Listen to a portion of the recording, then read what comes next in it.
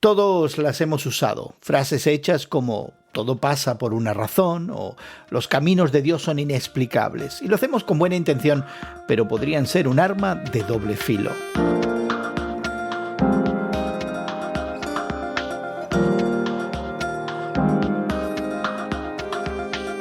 Gracias por acompañarnos entre amigos esta conversación semanal sobre la fe cristiana y el mundo contemporáneo que tenemos Guillermo Serrano, Elsa Masón y tu amigo Gerson García. Hoy conversamos sobre esas frases hechas de carácter religioso que se usan inocentemente y con la mejor intención y que en muchas ocasiones son vacías. En realidad no las creemos e incluso pudieran molestar a aquellos a quien se las decimos. Por otro lado, aunque puedan sonar vacías y condescendientes, también son a menudo intentos torpes pero sinceros de consolar o dar sentido al sufrimiento humano. Pero antes te invitamos a suscribirte a nuestro podcast que encontrarás en tu plataforma de podcast favorita. Encuentra y descarga cada semana Entre Amigos con Gerson García en YouTube, Apple o Spotify. Si te suscribes gratuitamente, podrás tener en tu bandeja cada nuevo episodio de forma automática. También te invitamos a que compartas nuestra conversación en tus redes sociales y permitas a tus amigos y seguidores participar de este tiempo juntos. Guillermo y Elsa, no sé si ustedes han usado esas frases hechas con tonos religiosos que se ofrecen con muy buena intención en la mayoría de los casos, particularmente en situaciones críticas, de tragedia, de pérdida, de sufrimiento, y que a veces las tomamos como condescendientes, simples e incluso vacías, pero no sé si ustedes en alguna ocasión las han usado. Ahí está la pregunta. Yo me acuso, señoría, porque las he utilizado y a veces para poder salir del paso ante una situación de crisis, de pérdida, y en que uno quiere ser de alguna manera solidario, ¿no? Porque eso es lo que nos acerca a las personas.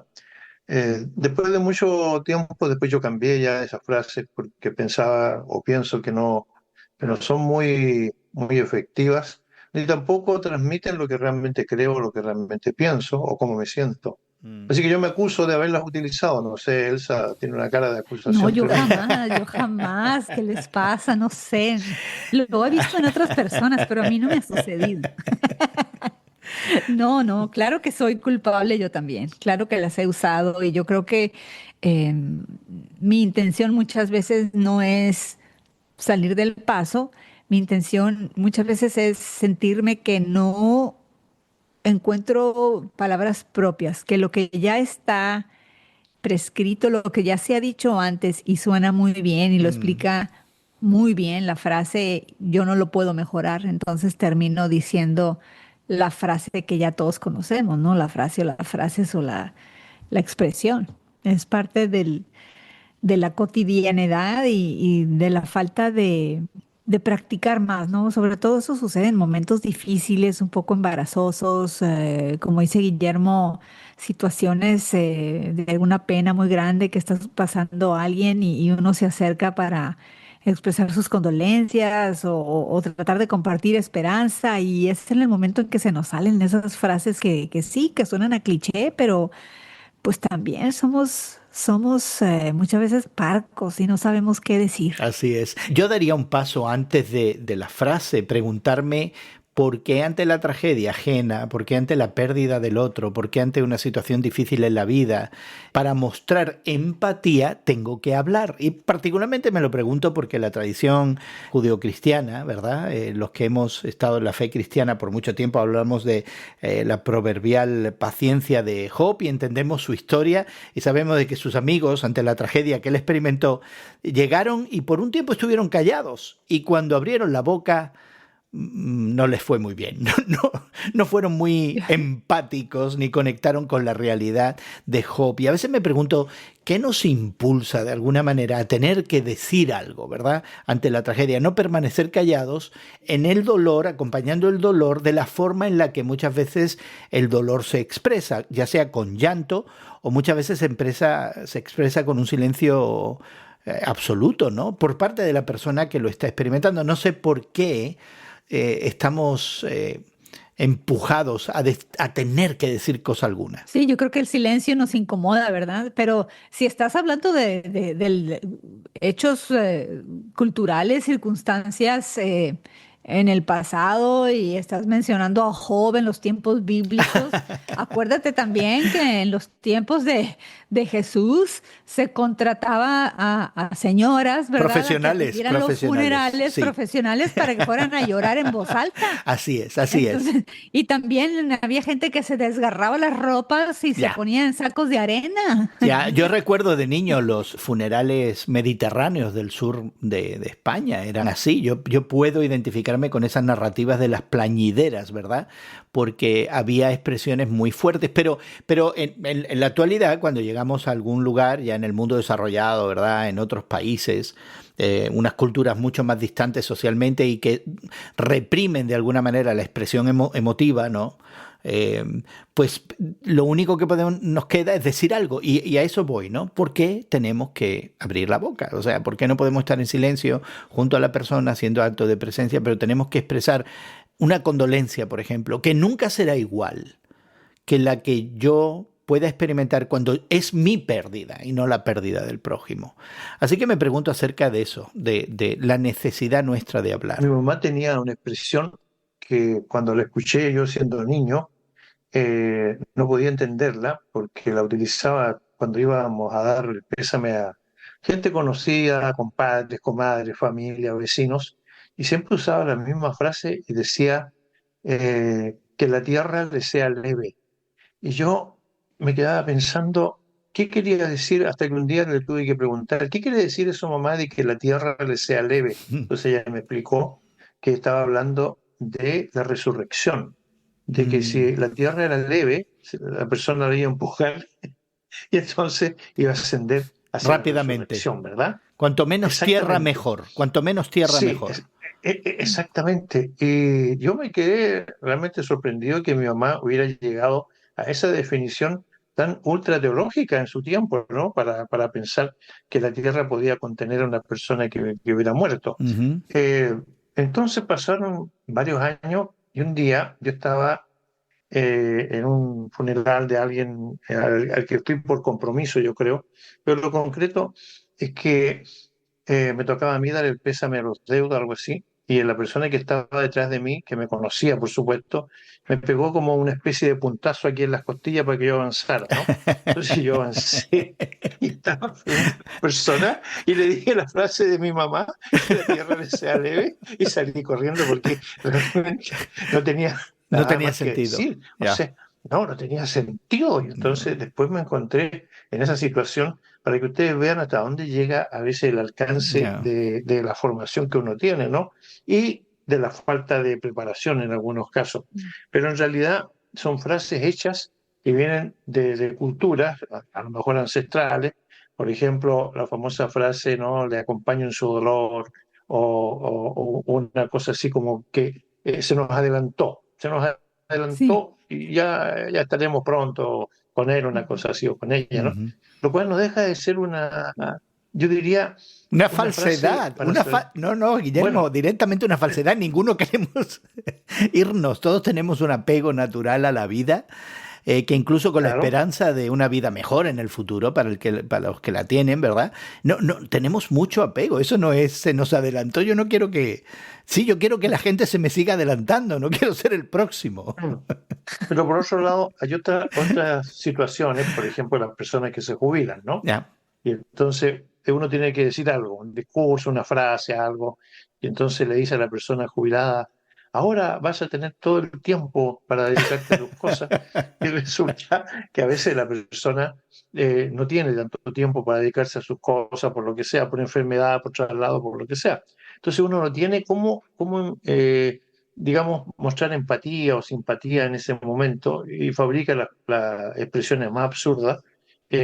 Por ejemplo, cuando yo me jubilé, por ejemplo, había muchos colegas ahí que querían decir algo, otros no dijeron nada, lo cual yo se lo agradecí porque realmente el silencio era mejor, pero me expresaron frases como ahora comienza el mejor tiempo de tu vida. Yo sabía que no era así, que era una cosa totalmente absurda, pero es que no encontraban qué decir, honestamente.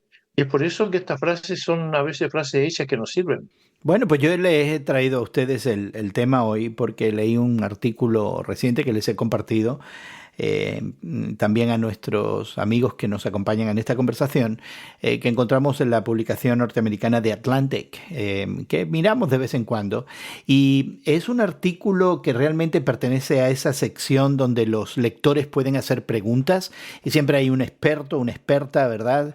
Era una sección que se atribuía a escritoras, a mujeres en algún tiempo, pero ahora este querido James, ¿verdad? Es el que escribe y hay una lectora que le hace la pregunta diciendo, bueno, estoy frustrada ante estas frases religiosas comunes, estos clichés religiosos que la gente usa en conversaciones cotidianas, porque soy atea, dice ella, y entonces las personas que lo hacen no consideran, ¿verdad?, mi visión particular del mundo.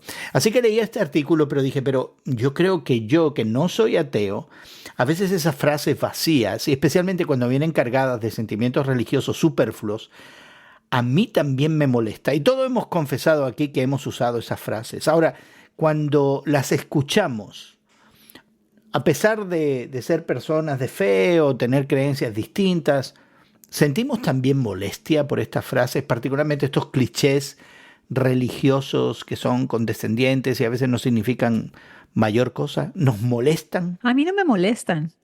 Cuando las escucho, recientemente tuve un familiar muy querido que falleció y obviamente se me acercaron personas para darme su pésame, para expresarme sus condolencias y muchas de ellas utilizaron clichés, ¿no? Frases eh, prescritas ya, pero no las tomaba yo a mal. Yo sentía que las personas estaban expresando su, su participación en mi dolor, eh, pero igual que yo, en muchas ocasiones similares, no encontramos mejores palabras que las que ya hemos escuchado y las que ya nos han dicho y ahora nos toca a nosotros decirlas a alguien más.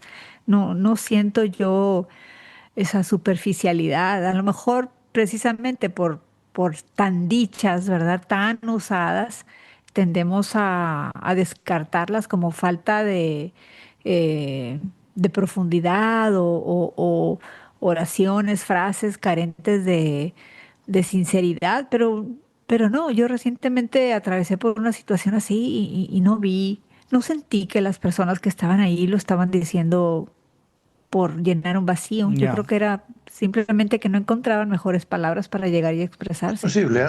Ujú. Es posible. Pero también yo quiero presentar el otro caso. A mí sí me molesta cuando me dicen frases que no tienen sentido para la gente que las expresa porque son fabricadas o prefabricadas. A mí sí me molesta por la falta de creatividad que algunas personas puedan tener, o como decía, Le molesta la falta de No, no creatividad. la bueno, insensitividad de las personas, pero Muy bien, Guillermo, me parece porque, fantástico, porque Está bien, sí, es válido, es porque válido. muy válido, claro. claro, pero Gerson decía algo que tiene mucha validez, es decir, es mejor guardar silencio, dar un apretón de mano, un abrazo, y simplemente que decir alguna cosa que no tiene mucho sentido en ese momento, ¿no? Porque a veces uno puede hacer el ridículo también diciendo algo que no tiene nada que ver con el momento, y a veces nos puede pasar como me ha sucedido a mí en algunas ocasiones en que voy al sepelio equivocado, ¿no?, de una persona, y entonces trato de imaginarme por qué estoy ahí, porque realmente lo que están hablando no tiene nada que ver con lo que yo sabía de la persona. Y Mm, entonces después de un momento, y me ha ocurrido varias veces, ¿no?, por la cuestión de que yo tenía que ir a algunos lugares, salgo afuera y veo la lista esa que ponen, y estaba en la sala equivocada. Por eso no tenía sentido lo que estaban diciendo de la persona. Entonces, ese tipo de ambiente a veces se repite con personas que llegan a uno a saludarlo, a expresarle algo, pero que realmente no conocen a la persona que ha partido o no lo conocen a uno, y entonces dan la frase que se le ocurre en ese momento. Entonces yo creo honestamente que hay una cuestión que viene realmente de la Biblia, ¿no? Cuando Jesucristo se enfrentó a sus seguidores, casi que no puedo llamarlos discípulos porque algunos de ellos destiñeron a poco de caminar, pero, pero, pero realmente Jesús les dice, cuando vayan a la casa del duelo, pues lloren; cuando vayan a la casa de la boda, de la alegría, pues gócense, disfruten. Es decir, quería que fuéramos auténticos. Y esa parte es lo que le falta a la sociedad moderna en el sentido de más autenticidad, porque realmente el hecho de estar en un lugar determinado significa vivir el momento también, Ya, vivir la experiencia, darse cuenta de lo que está sucediendo. Y como hoy día vivimos en torno a una sociedad que no se da cuenta de lo que se está viviendo, lo hemos visto cuántas veces en la carretera, con gente que nos pasa a toda velocidad y que a poco de andar tiene un accidente porque no están pendientes del tráfico. La gente no está pendiente de lo que está haciendo. Y entonces, cuando estamos en un ambiente, ojalá pudiéramos todos darnos cuenta del momento que se está viviendo y a lo mejor el silencio es mucho mejor que una frase mal hecha. Pero por otro lado, tampoco podemos negarle a la persona que la persona exprese lo que sienta o lo que crea, aunque a veces a nosotros no nos parezca, ¿no? ya. Yo creo para mí, por lo menos, el tema tiene que ver con el contexto relacional en el que esa palabra se produce, ¿no? Porque en momentos, por ejemplo, de tragedia, de pérdida o de duelo, son donde más comúnmente estas frases se usan. Creo que el contexto de la relación que yo tengo con la persona que me lo dice hace toda la diferencia, ¿verdad? Ante la pérdida de un ser querido, ¿verdad? Alguien que ha compartido con ese ser querido, igual que yo, y que ha mantenido una relación con esa persona que ya no está, o que se ha hecho presente en la vida de una persona que está atravesando una tragedia a través del tiempo, ¿verdad? Como decimos, usando una de esas frases hechas, en las buenas y en las malas. Posiblemente valide la expresión y le dé autenticidad, genuinidad y valor, ¿verdad? O sea, esta persona me está expresando un sentimiento, aunque sea de una manera torpe y con un cliché, de una relación que yo sé y me consta era genuina, era válida, era fuerte y está presente. Puedo contar con esa expresión, aunque no sea creativa, como decía Guillermo, ¿verdad? Creo que uno de los problemas para mí, se lo quiero plantear a ustedes, es cuando hemos sublimizado esas frases hechas ante momentos difíciles en la vida del prójimo, usando las escrituras. Y hay un artículo que también cayó en mis manos en estos días, donde el autor, que es una persona de fe, es un pastor en el Reino Unido, él dice, bueno, el problema es que estas frases pudieran de alguna manera expresar una teología equívoca, son teológicamente débiles y emocionalmente dañinas, dice él.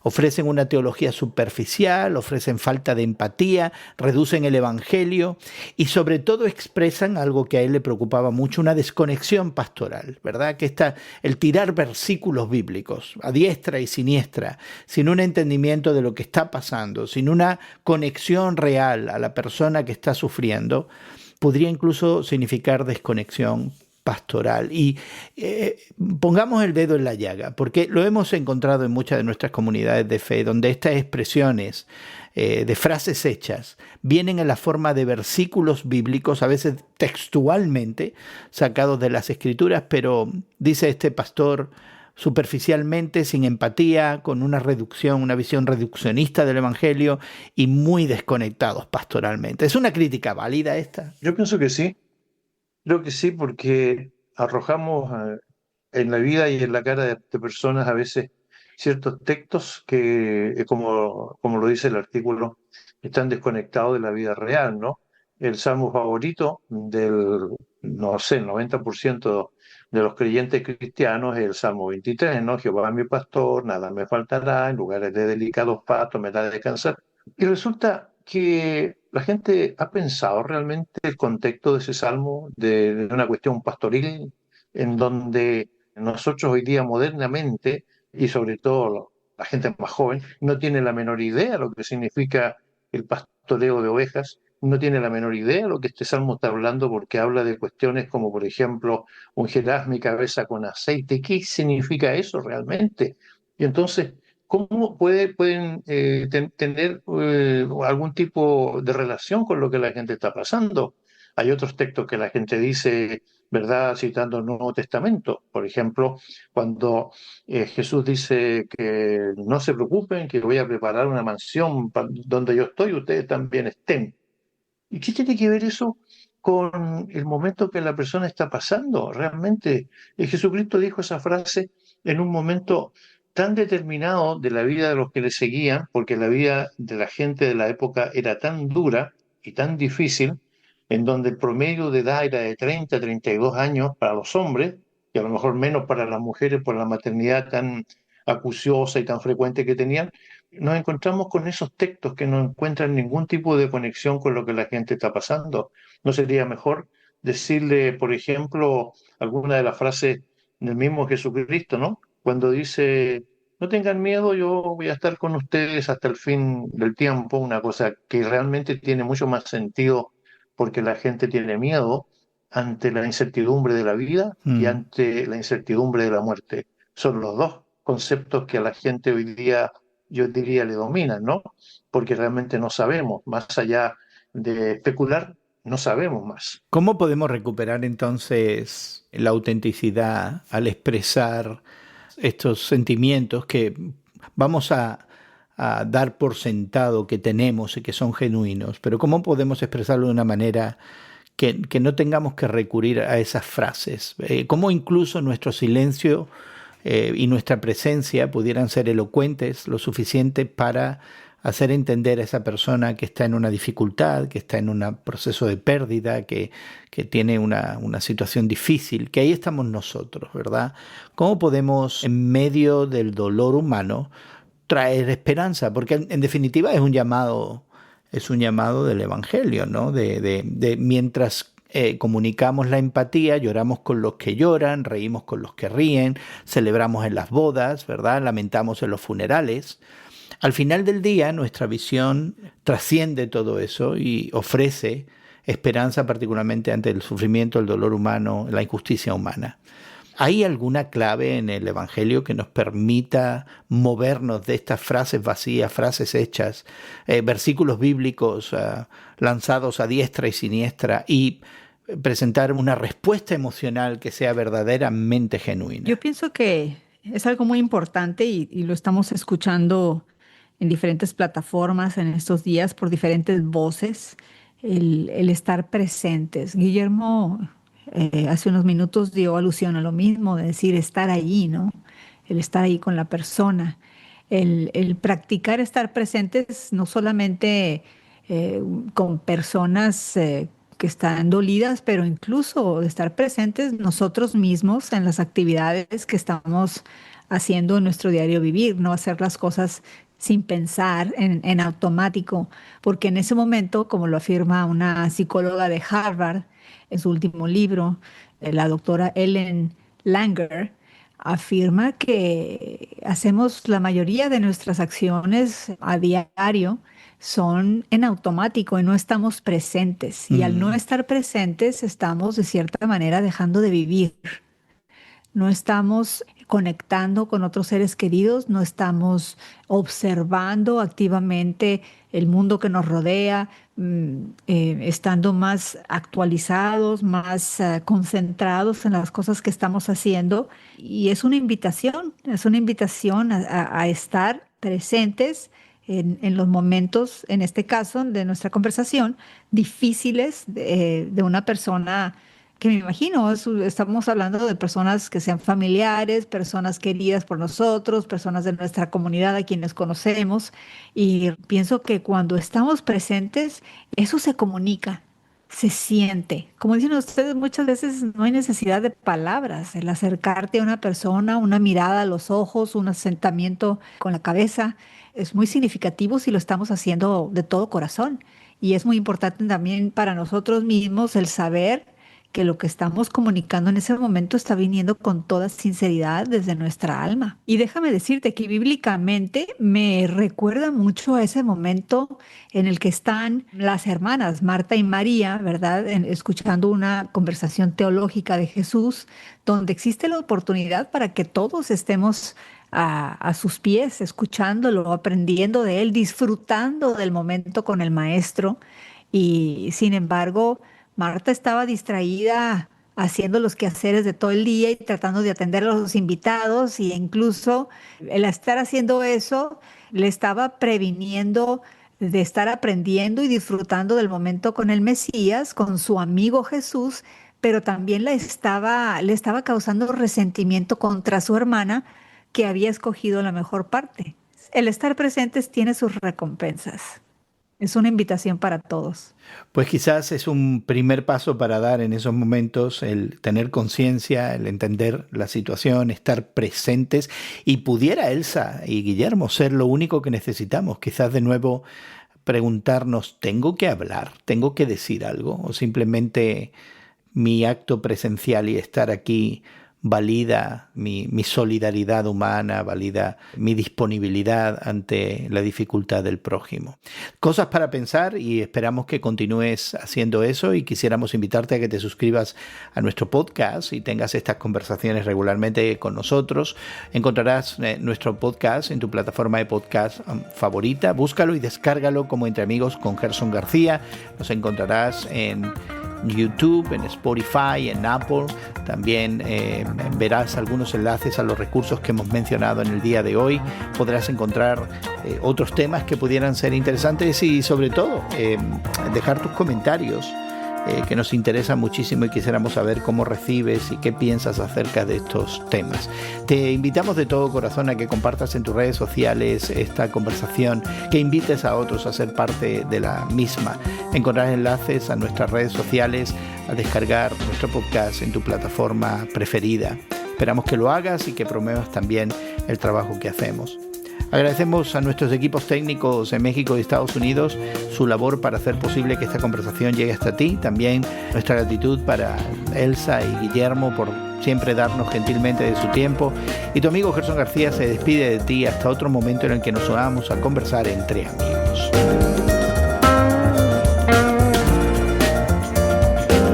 Entre Amigos con Gerson García es producido por Eventual Media y distribuido por Radio Moody para ministerioreforma.com.